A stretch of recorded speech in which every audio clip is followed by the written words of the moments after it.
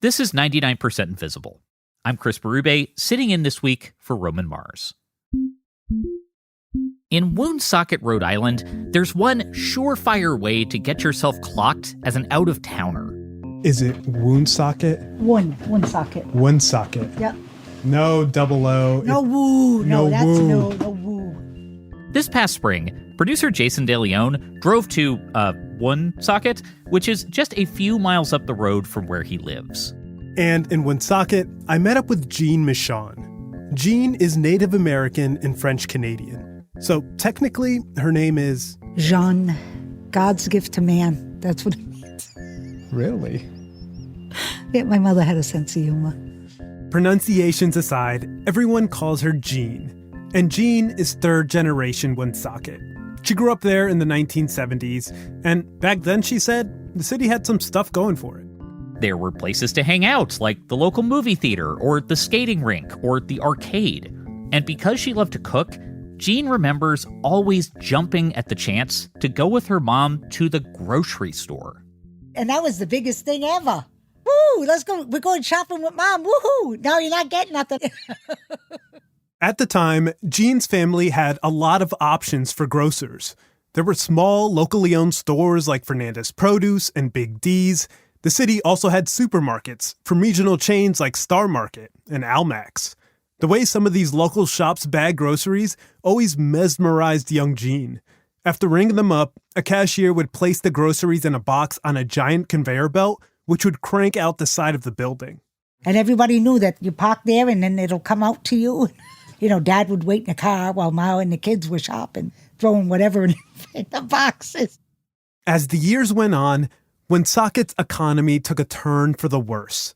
For decades, factory jobs had employed a lot of the city. But those jobs left, and pretty soon, the local movie theater closed. So did the skating rink and the arcade. Then the grocery stores started disappearing. We used to have Star Market, which was always packed on Diamond Hill, and then that one left. One by one, local grocers shut their doors and never reopened. The decline was so dramatic that today in Woonsocket, a city of 45,000, there's only one grocery store, a price right out on the edge of town. It's sad that people don't have other choices to make. And I'm not knocking Price Right, but when you have no choice but to go to one place, it's like that's the oasis in the desert. This is the only spot that they can go to get refreshed, is at this Price Right. Woonsocket is what's known as a food desert. These are low-income communities where it's hard to find groceries. According to the USDA, in a city like Woonsocket, that means lots of residents live more than a mile from the nearest grocery store. And while a mile in a city may not sound like much, according to the latest census information, nearly 20% of Woonsocket's residents don't have access to a vehicle. Pair that with unreliable public transportation, and suddenly, a simple task like grabbing groceries can become a real struggle. On its face, the story of how Woonsocket turned into a food desert seems pretty straightforward. The city fell on hard times, then businesses abandoned ship, and now it's harder to get basic things like groceries. But the actual story of how Woonsocket and places like it became food deserts is more complicated than that. The common assumption about why food deserts exist, both in the academic literature and among policymakers, is that these are communities that can't support a supermarket. You know, they're either too poor or too small to generate enough spending on groceries and therefore can't support a supermarket. Stacy Mitchell is a food researcher and co-executive director at the Institute for Local Self-Reliance. And she thinks this general understanding of food deserts misses the bigger picture. Food deserts didn't used to exist. You know, poverty has been with us forever, but food deserts only arose in the late 1980s. And so this explanation that we have that food deserts are really kind of like there's something wrong with the community, like the community itself is deficient in some way and therefore can't support a supermarket, that's not actually why we have food deserts. Everybody eats. Poor neighborhoods spend a lot of money on grocery stores. It's not that there's not enough spending in these neighborhoods. Like something else happened. It's easy to think of food deserts as a natural consequence of poverty. But in communities like Woonsocket, grocery stores stuck around well into the 1990s, long after the factories closed and the city's fortunes faded. Stacy Mitchell says the real reason these food deserts emerged all across the country is because of a decades-long battle over one policy. The story of this policy fight starts with the rise of one of America's first national grocery chains, the Great Atlantic and Pacific Tea Company, better known as A&P. We watch our P's and Q's and A&D. We know you'll be back. For these little green guys. They're our specials of the week. A&P started as a tea company in Lower Manhattan. But at the turn of the 20th century, the retailer expanded into the grocery business. At the time, the industry was mostly composed of small, independent neighborhood grocers. These mom-and-pop shops would often take orders by phone and then deliver them to your house. They also operated on a credit system. So instead of settling the bill with every purchase, customers would just pay a tab at the end of the month. However, deliveries can get expensive, and operating on a credit system exposed these grocers to big losses. Sometimes people just didn't pay up. So to cover shortfalls, they'd often mark up their prices. But with the arrival of A&P came a new business model. A&P did away with deliveries and purchases on credit. Instead, at your local A&P, customers would approach the counter and pay on the spot with cash. They also cut costs by vertically integrating their business. The company owned manufacturing facilities, which produced A&P branded products, which they sold in A&P stores, all of which helped them offer the lowest prices in town. Prioritizing low prices is a pretty simple change, but it was existential for all of those mom and pop shops. There's a lot of alarm across the country about A&P. They're opening all of these stores. They're putting lots of local grocers out of business and really just taking over the market very rapidly. By the early 1930s, A&P had expanded from grocery stores in the New York metro area to more than 15,000 stores nationwide. While other chain stores existed, A&P perfected the model. Even in places like Woonsocket, A&P had multiple stores throughout the city. And with all that growth, A&P achieved something no retailer in America had ever done before. It produced more than $1 billion in sales. And the company used all this money and power as a weapon. In negotiations with suppliers, A&P knew that it had the upper hand. And so the company leveraged its size not only to get the very best deals, but to make life harder on their competition. The reason that A&P is growing so rapidly is that it's squeezing suppliers. It's going to suppliers and saying, we're your biggest customer, and we want you to give us big discounts and other favors while raising the prices that you're charging our competitor down the street. This is what's known as the waterbed effect. When suppliers charged A&P less for its products, they made up for it by charging more to the small neighborhood grocers. So, like a waterbed, if you sit on one side, the other side goes up. So in effect, what drives A&P's growth is that it has this kind of leverage that comes purely from its size. In the 1930s, A&P was viewed by many as a monopoly, and its size was a huge issue in the country. The company was known to blacklist suppliers who didn't bend to their will. It also extracted big fees from farmers and manufacturers to carry their products. From the federal government all the way down to high school debate classes, people argued about A&P and how big is too big. A&P is like changing the fabric of neighborhoods and of towns. It's coming in and running out of business, a lot of local businesses. So there's this big backlash all across the country. This pushback against A&P was part of a wider movement against chain stores in general. In small towns throughout the Midwest and the South, Big chains threatened local businesses. And because A&P was the biggest chain store, it became the target of communities nationwide. Municipal governments tried to help small local grocers by taxing A&P. Some even passed laws to limit the number of stores it could open in a county. In Shreveport, Louisiana, a local radio station ran a whole program focused on fighting chain stores. A musician named Andrew Jenkins had a message for communities facing a takeover by the likes of A&P. Now let us give you warning, don't let us plead in vain. Don't send your money to Wall Street and bind yourselves with chains. So let us all be kind and true and meet this issue straight, and trade with the hometown merchants before it is too late. In the 1930s, the anger with chain stores was also part of a broader frustration with the economy. Many people felt the system just wasn't serving the working class. After all, A&P crossed $1 billion in sales during the Great Depression. While the low prices helped cash-strapped Americans, it was notable that A&P's rise coincided with the lowest point in many people's lives.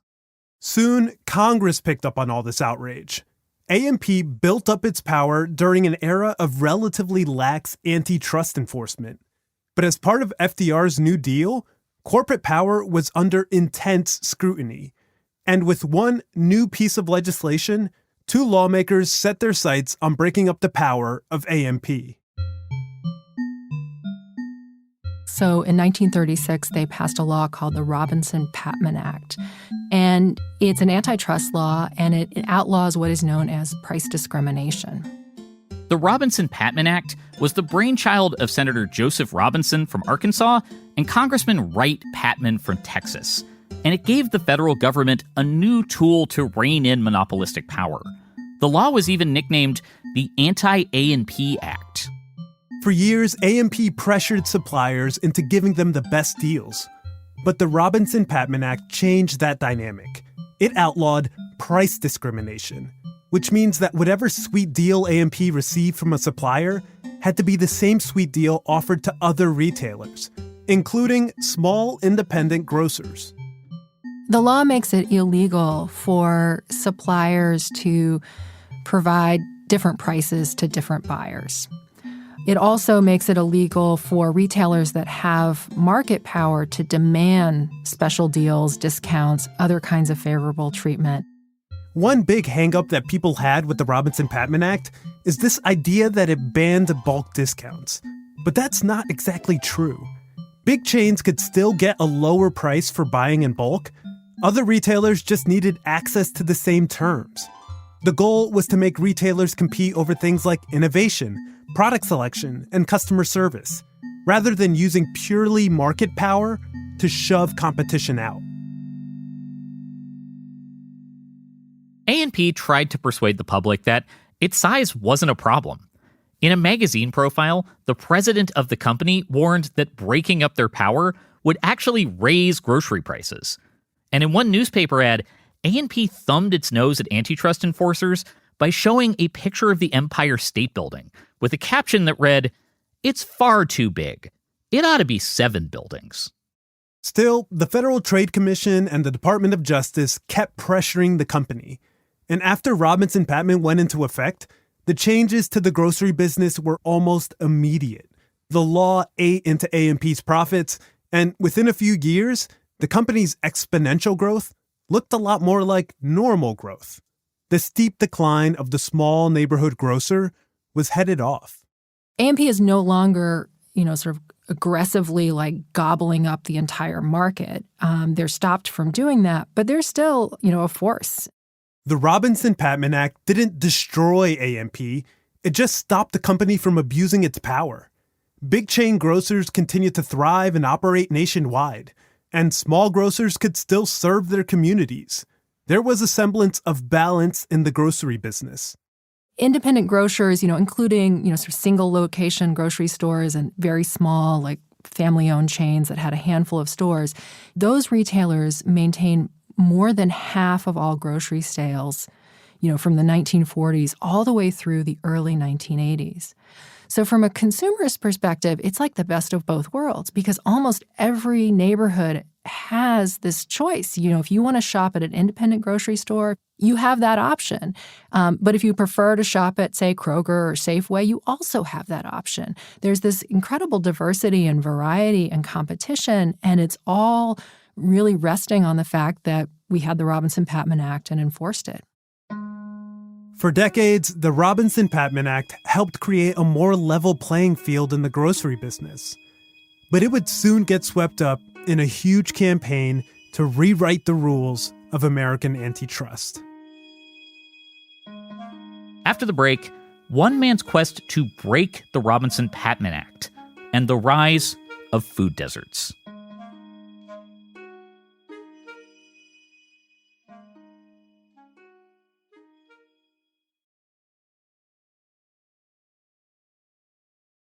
From the 1930s into the 1970s, the Federal Trade Commission aggressively enforced the Robinson-Patman Act. It issued citations and cease and desist orders to companies who violated the law. This had the effect of reining in powerful chains like A&P. It also acted as a deterrent to other businesses who might be on the verge of their very own monopolistic power trip. But the backlash from big business was always coming.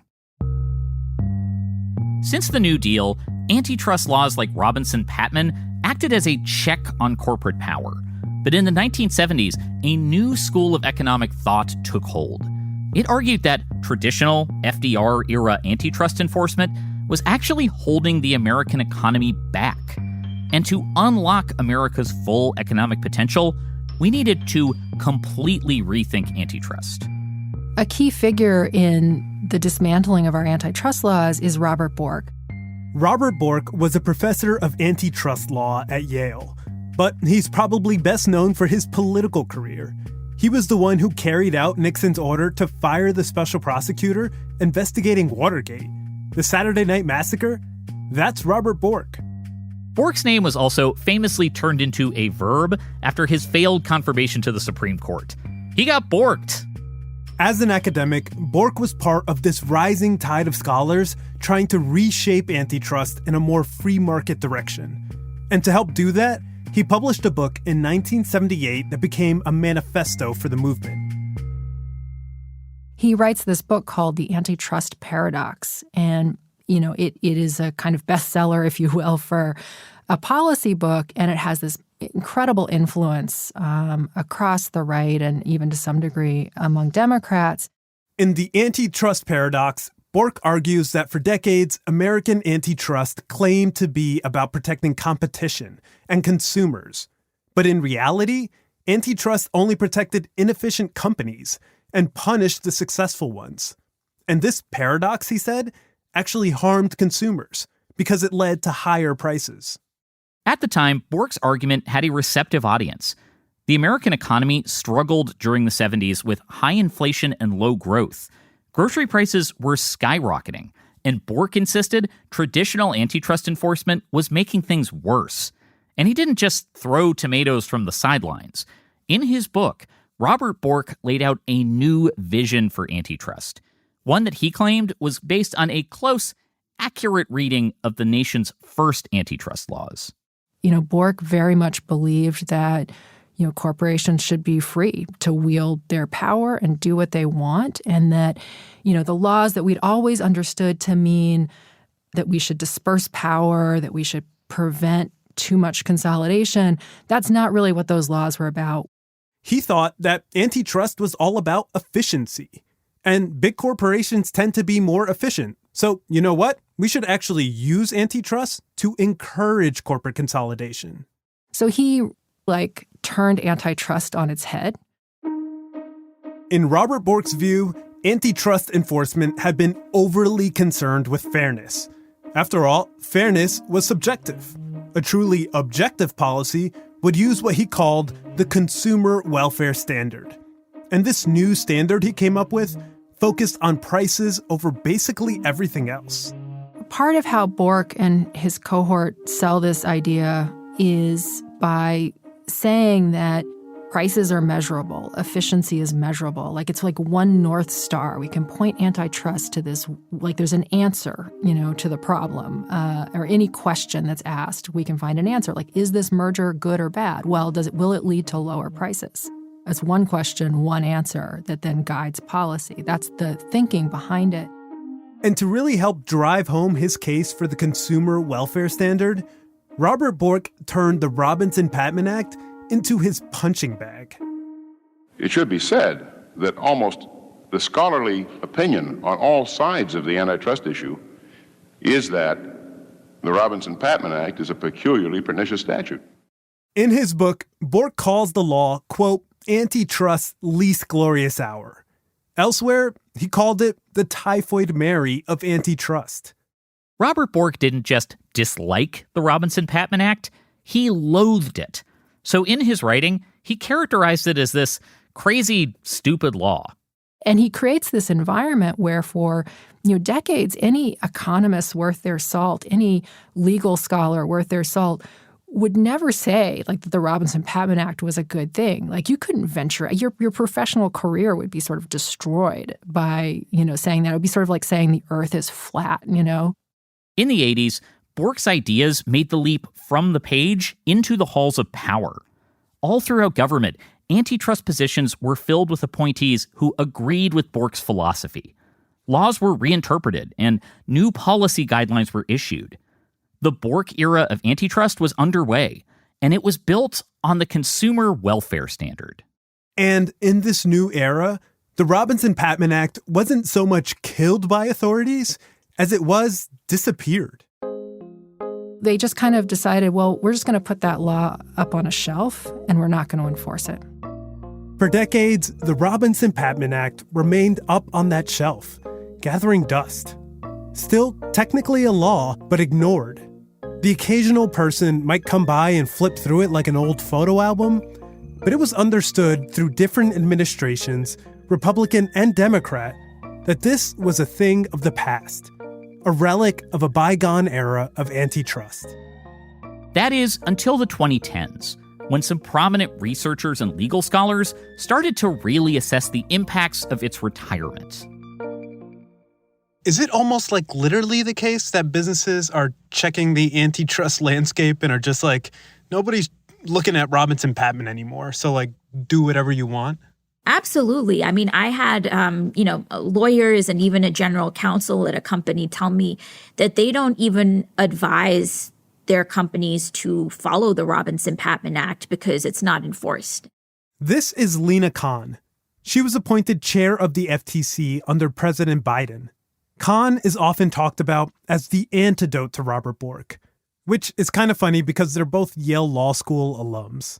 Yeah, the class where I learned antitrust law in law school had a big portrait of Bork in the back. Did having that portrait, behind you make you feel any kind of way? It felt very apt. I mean, Robert Bork's taught at Yale Law School. The professor who was still teaching antitrust had been close with Bork, kind of a colleague of his, and so it felt very fitting in that way.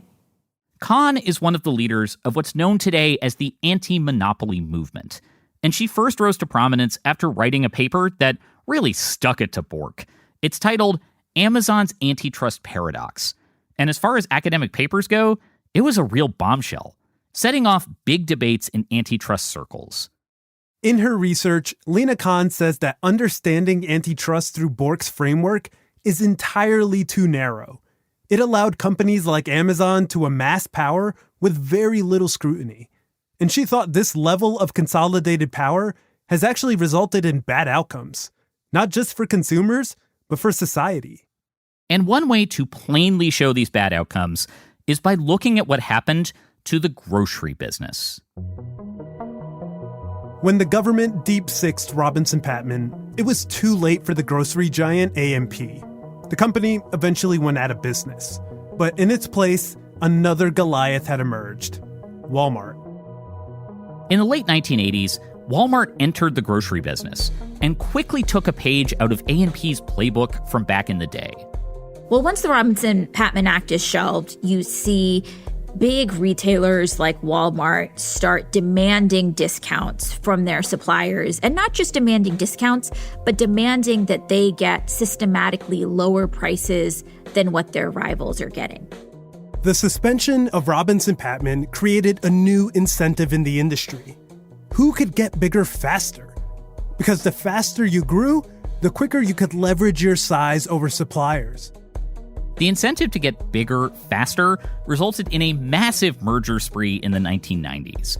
Independent and even regional grocers were swallowed up by the big national chains, like Kroger and Albertsons and Safeway, all of which are huge companies in their own right.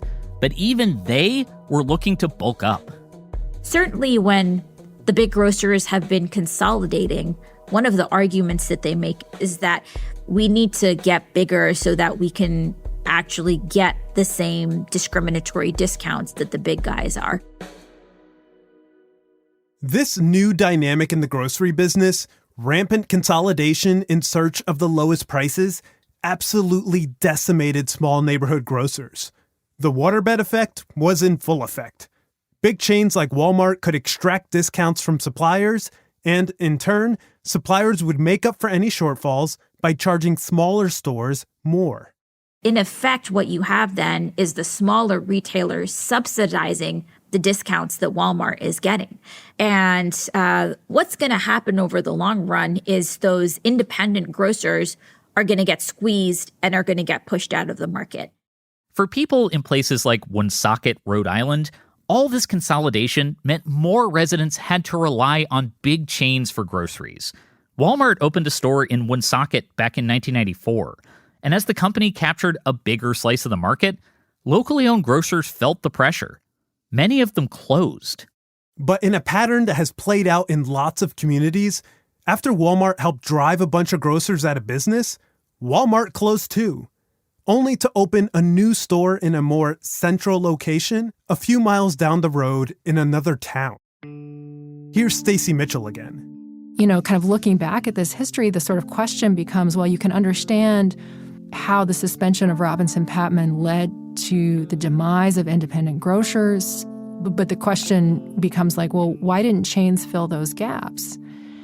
And the answer is that they didn't have to, because we know people have to eat, so they're going to come out to our other stores, and we don't have to actually spend the money to operate a store in the neighborhood. When Walmart or another big chain leaves town, they don't just abandon the place. Sometimes they make it impossible for other competitors to move in. For example, Walmart owns most of their buildings, and when they sell it, they can impose a restriction on the deed, banning, say, another grocer from opening up in the same place. These scorched earth covenants, as they're called, can last decades.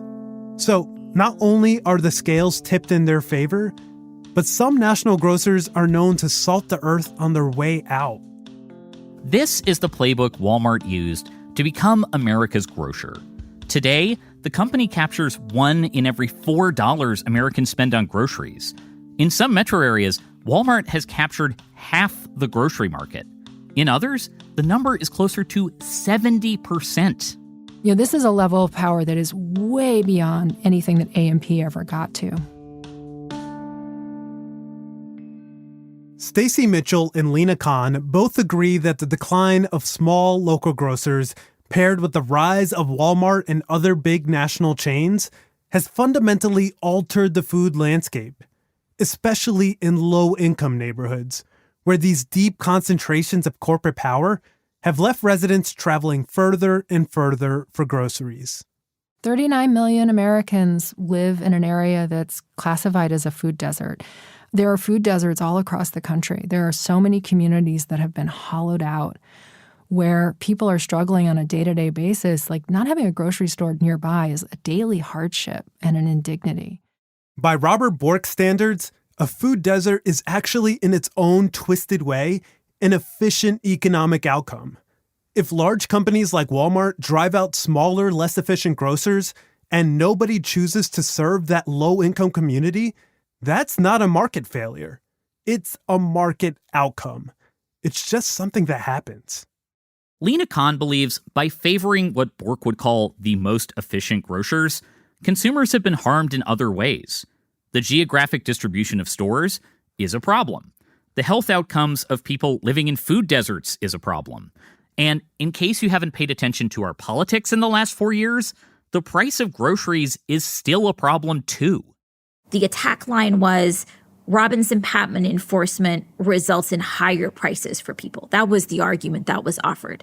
But once you try to trace that argument back to actual evidence or support, there's no evidence. It's really arguments that are made on theory, and they're not actually supported by what's happening in the real world. In the real world, national chains have amassed so much power in some places that they're actually able to inflate prices. We saw this play out during the pandemic. At the time, supply chain issues were driving prices up, and big chains used that as an opportunity to turn bigger profits. It was really striking to hear some of the executives from these big grocers talk on their earnings calls, where sometimes there was a recognition that even though the costs were going to go down because those supply chain issues would resolve themselves, the grocers decided in some cases to keep prices high anyway. And that's something that you can only get away with if you're not being disciplined by competition. The retirement of Robinson-Patman was supposed to drive prices down for consumers. But in an industry as consolidated as the grocery business, monopolistic power starts to act in monopolistic ways. And so, when Lena Khan was appointed chair of the FTC, she decided to do something bold. So the FTC, during my tenure, ended up reviving the Robinson-Patman Act. During her time at the FTC, Lena and her team pursued the first Robinson-Patman cases in over 20 years. One of those cases was against Pepsi, which, by the way, doesn't just make soda. They're also one of the biggest suppliers in the grocery sector. Quaker Oats, Pepsi. Ocean Spray, Pepsi. Rolled Gold Pretzels, Pepsi. It's really just Pepsi all the way down. The FTC's case alleged that Pepsi was giving unfair price advantages to Walmart at the expense of competing retailers.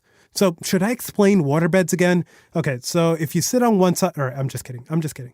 You know, I went and visited some of the independent grocers and independent wholesalers that said they were being discriminated against in this way. And what they would tell me is that if they went to a Costco or a Walmart or a Target, the prices on the shelves would be lower than what was being made available to them at a wholesale level, which is pretty staggering in terms of just the types of huge price differences that may be happening. For too long, the FTC hasn't been skeptical enough towards monopoly power. Bringing this case was just one way Lena Khan hoped to change that. And at the same time, show the public that the government can truly take on big problems. I think people had, in some ways, lost hope that the government would really go back to doing its job in this way. And so I heard a lot from people that, especially for grocers and other independent stores that had been feeling squeezed for a very long time, this was a sign of hope for them. In recent weeks, Trump's FTC voted to drop the Pepsi case, calling it a legally dubious partisan stunt. Lena Khan says that lawsuit would have helped stop conduct that squeezes small businesses, and dismissing it was a gift to giant retailers. The FTC is still technically pursuing one more Robinson-Patman case, but it's hard to say what the future of that case looks like. Regardless, Khan's criticisms of Bork's antitrust ideas have already started to make an impact.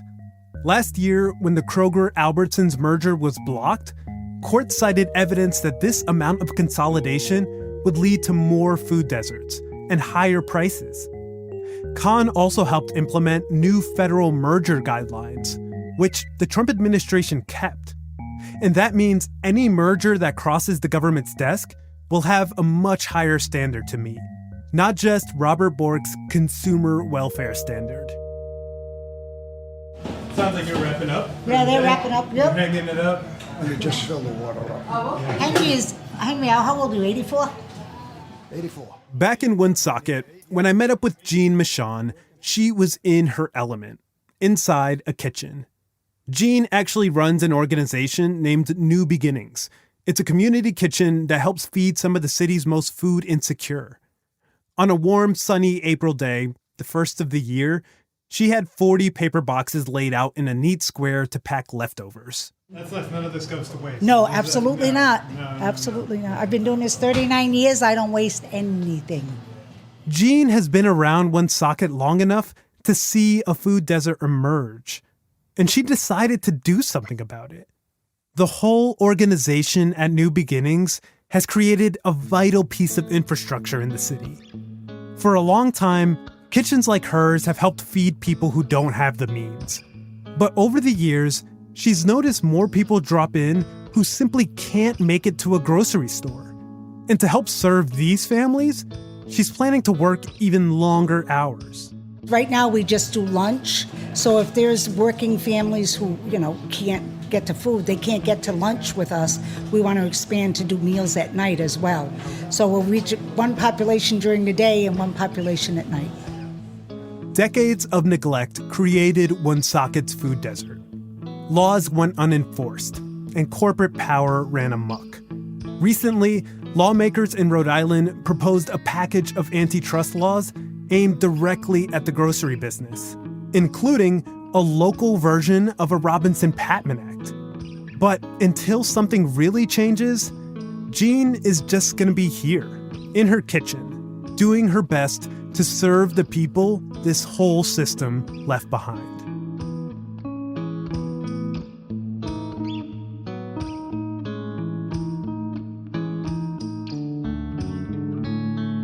"99% Invisible" was produced this week by Jason DeLeon and edited by me, Chris Berube, and the team at 99% Invisible.